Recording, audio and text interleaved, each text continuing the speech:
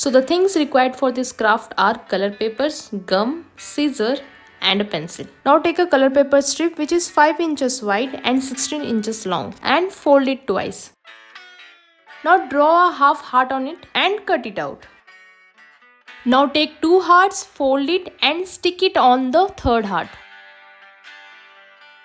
And then take the fourth heart and fold it, stick it on the between. See, here you got a paper heart flower. Now take a green color paper, and if you do not have a green paper, you can even use A4 sheet and paint it out later.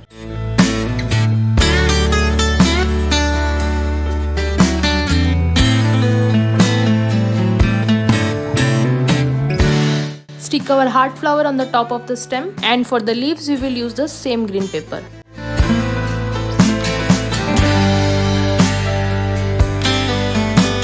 Use a contrast paper to wrap it up as a bouquet.